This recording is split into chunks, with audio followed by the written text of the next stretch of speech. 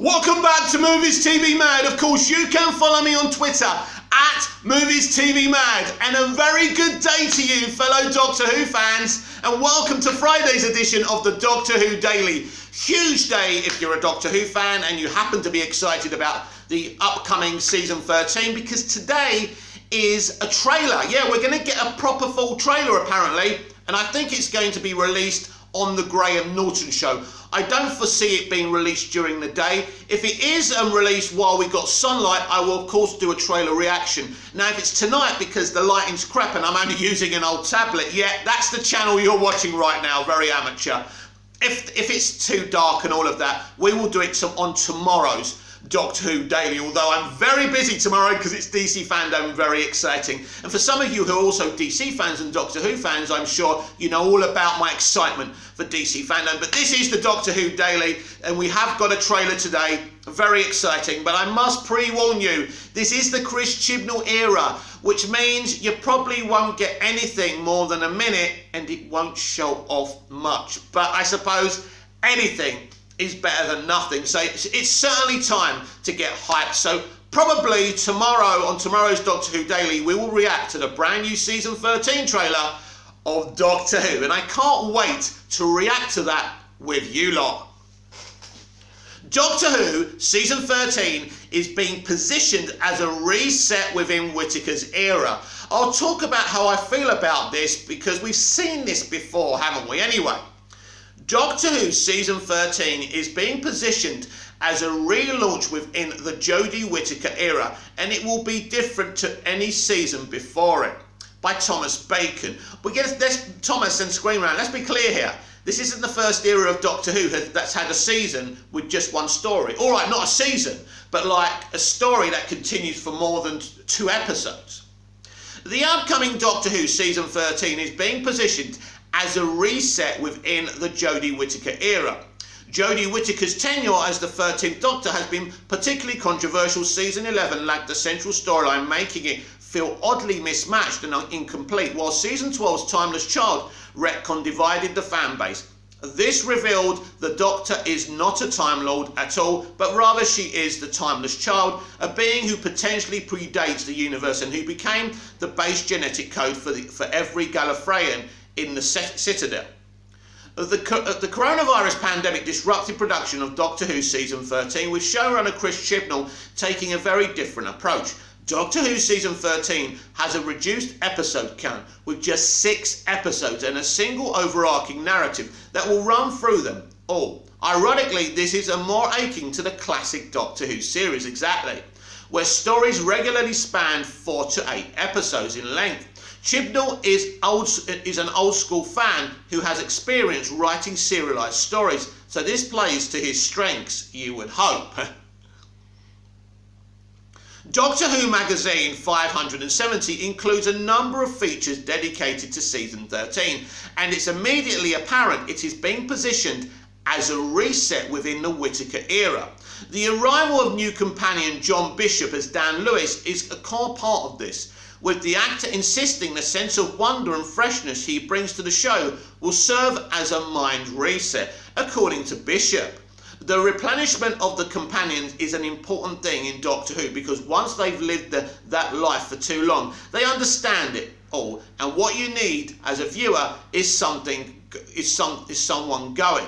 Yeah, they're going because Chris Chibnall didn't give them any characterizations and he couldn't be bothered to fix what he got wrong. Let's be clear about that. Someone going, what did she just say? What's going on for the narrative to work? You need people there who literally have no idea what's going on, and it's pretty easy to play the truth of that when you don't have a clue what's going on yourself. The idea of Doctor Who season 13 as a reset within the Jodie Whittaker era runs throughout the issue, with a focus on the benefits of serialised storytelling. If you think about what's on television and the streaming services at the moment, so much is serialised, Chris Chibnall observes. So I don't think that what we're doing here feels out of place. Quite the opposite. Chibnall isn't the only one who stresses his preference for this format, with Whittaker herself stressing her experience with Broadchurch and Mandip Gill, the actress who plays the Doctor's ongoing companion. Yaz insisting she feels this approach makes for a better character arc. Chibnall is keen to stress the scale of Doctor Who Season 13 as well, insisting the story begins with a catalysmic event on the scale you'd normally see in a season finale. Wow! Now that is a tease, isn't it, Chris? Curiously, Doctor Who Magazine 570 further describes this as an adventure told across time and space. Very interesting. And occasionally in the realms beyond. Wow! This matches with when the BBC first announced Bishop for joining the show, claiming he would learn there was more to the universe than he'd ever believed. Well, that's easy. This is a man from Earth leading an everyday life, so that, doesn't particularly mean any of that. But anyway, even the broader context of Doctor Who Magazine 570 supports the idea Season 13 is a reset. Other features in the magazine look at reset points in the show's history, notably those associated with the Doctor's regeneration.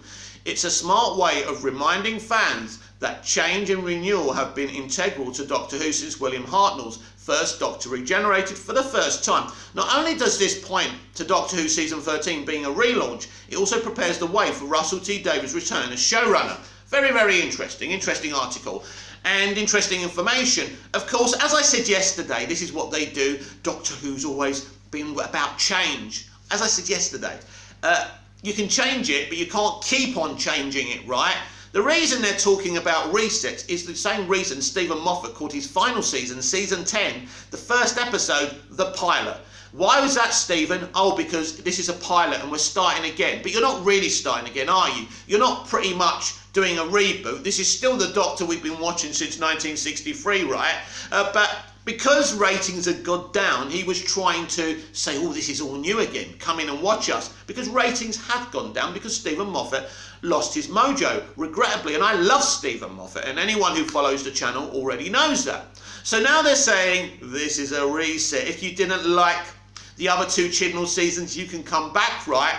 But Chris Chibnall does talk about there how this is going to be on the levels of a series finale. So this kind of says, what's exciting about this, because we know the production values are even better with Chibnall's era than they have been in the RTD and the Moffat era. So it looks like they're kind of making a continuous movie, although it's in chapters. And think about this for a minute, for you doubters.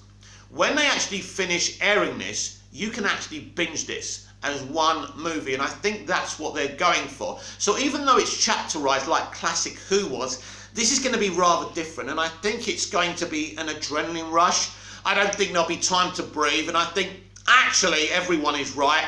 This does play to Chibnall's strengths, and this would be amazing if this really would. It'd be great if Chris could actually go out on a high, because I don't think anyone really wants the negativity that he's had in the first two seasons. And I know there's people with agendas because he cast the first female Doctor. I'm not one of those people.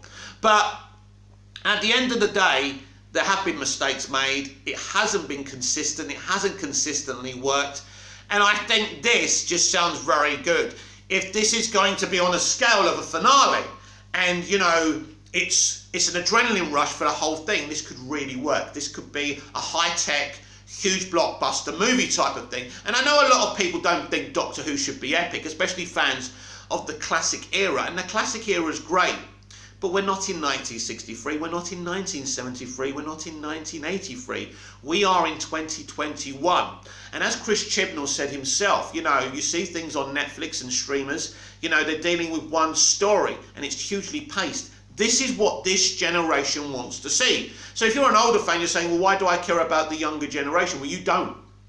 But the BBC and, the broader company care about that because they want to make money. Because entertainment is about entertainment, but it's also a business too. This is what I'm always talking about on this channel. I'm trying to educate people, because it's also a business. It's not just about what you, the 1 or 2 or 5 or 10, 20 people want. It's about giving the broader audience something, because Doctor Who isn't just about the classic fans. And I know the classic fans get upset about this. I mean, I was introduced to Doctor Who through the Peter Davison era. So it's not like I'm not a kin. I don't love the classic era, but also I don't think it should be steeped in the classic era. It should have a balance, it should have a variety. And of course it just should always have callbacks to the classic era, things like Susan, that we've been begging for a very long time. But anyway, the point being, we are in 2021, and I think this is going to be a high-octane kind of 24. Has anyone ever seen a 24 series before? Well, if you haven't, it's one story going throughout a whole day, 24 hours, and each episode is set in real time within an hour, and that's fantastic. And maybe Chibnall might actually do that as well. Maybe there'll be a clock. I'm not saying that's what he's going to do, but he may attempt to do that. The problem is, of course, with that, he's only got 6 episodes, so he would have to skip a lot of hours. So interesting, and this is set around the broader universe, time and space, and not necessarily focused on Earth.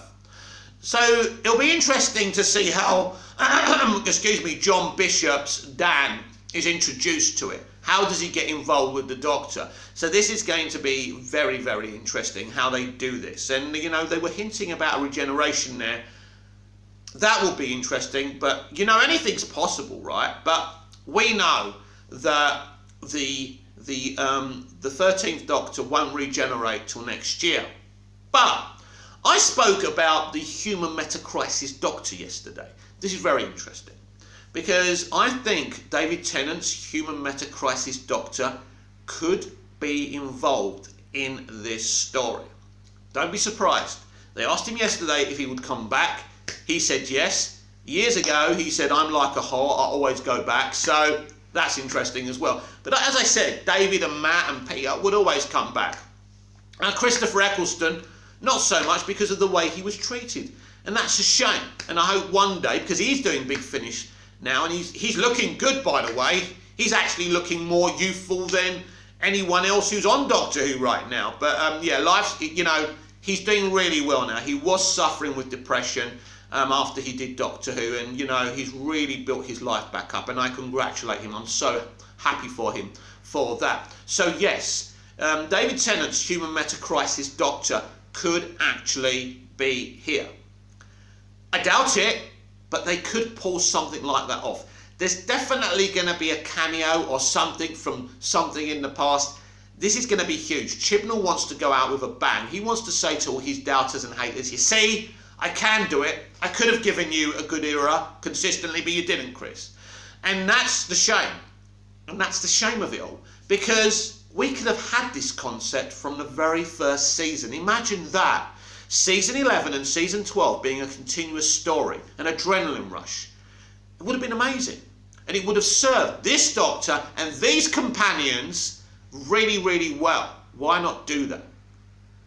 But now you've got doubts over your era, but you could actually have an awesome, epic, brilliant, flawless final series. I hope so. I really do. And all this could continue in the trilogy next year during the BBC's centennial celebrations as well. So yeah, I like this idea, and I like the sound of it being really, really epic. And I think people, once they hear about it, this let me compare it to something else. Torchwood Miracle Day. Now, Torchwood Miracle Day was very much Russell T Davies' baby, but Chris Chibnall was involved with Torchwood back then as well. So Chris Chibnall was actually the showrunner of Torchwood, and Russell got him involved in it. So Chris Chibnall is a talented man. We know he can do things. So I think, was it not Torchwood Miracle Day? What was it called? I forgot. The one with just a few episodes, and it was very dark. It was like the 3rd series. God, I forgot what it's called. But anyway, I think it could be very, very similar. Not Miracle Day. Nobody likes Miracle Day. But I think it could be similar to that 3rd series of Torchwood that had 5 episodes. They aired it Monday to Friday at 9 p.m. It was on late at night. And it was a great event series, and I think this is what we could get with this from Chibnall. I think this could be very, very kind of adult, compelling, exciting, and I think hold on to your skirts, boys and girls, because I think this could be really, really exciting. I do have high hopes, and as I've said in the past, I've always kind of thought season 13 would actually be really, really good, because he's going out, he wants to go out on a bang, and the BBC want to set up the RTD2 era, on good terms, so people are excited. Of course, people will come back for Russell anyway, but Doctor Who should always be awesome, or should always be epic and exciting. We should always love the Doctor and the Doctor's companions, no matter who's running it. And finally today, Doctor Who's new Sontaran design revealed more classic than Tennant's era. Interesting. Now people are trying to say, oh, these designs are better than the other designs. Listen, I love the RTD era designs, and I think the Sontarans are very difficult because of the way they look. They can look fake, and they're difficult. I personally think CGI and the CGI VFX with the Sontarans would make them look more real. But he has changed them a little bit. I think it's Ray Holman who does this stuff right, and a very talented man, by the way. I mean, it looks good, but I don't think it looks better. But he's certainly gone for a more, if you like, more classic design. And I think that's great, especially for you fans of the classic era.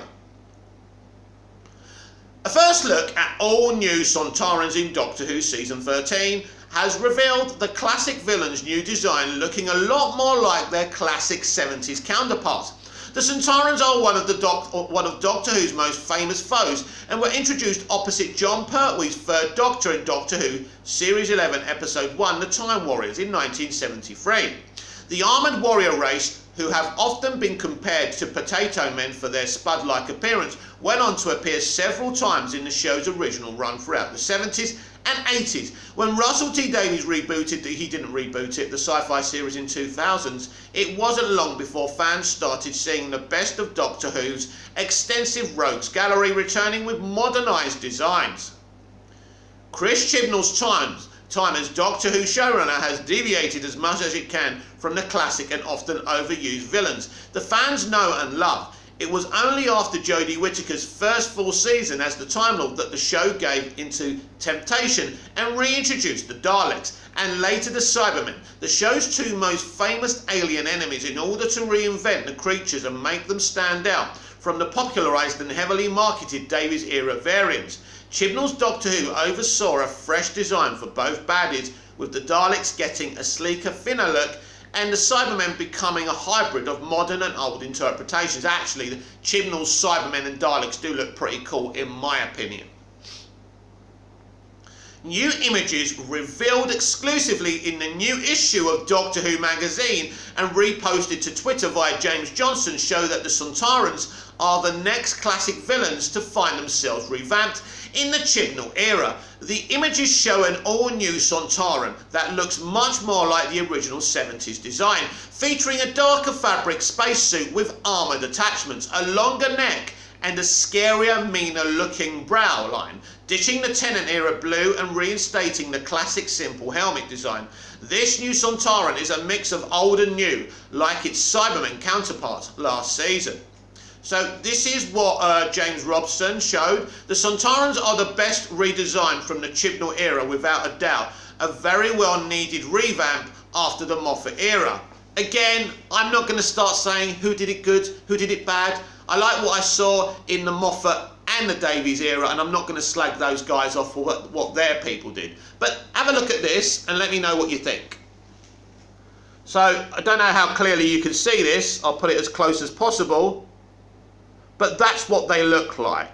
Now, I don't think this does them justice. I think you can really only appreciate the design when we see it in moving pictures when the new series comes back at the end of this month. And maybe we'll see them in moving pictures in tonight's trailer. And I can't wait to see the trailer to see them as well. But yeah, they look great. But unfortunately, it doesn't do them justice, and you can't really make a big judgment on what you see here. I think this is a comparison. I think the one on the right may actually be the one from the RTD era and the Moffat era. I still prefer that one, if I'm honest, but again, you can't really do it justice just looking at it there. We will have to wait and see.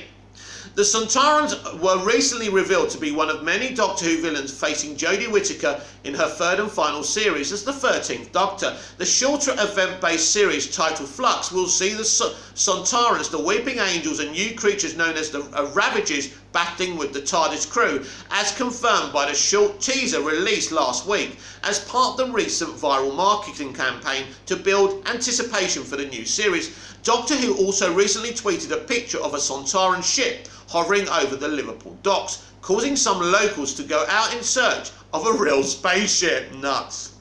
The stacked odds facing the Doctor in this upcoming series should excite fans, especially classic Whovians. Well, I think that's who he's trying to make up with, isn't it?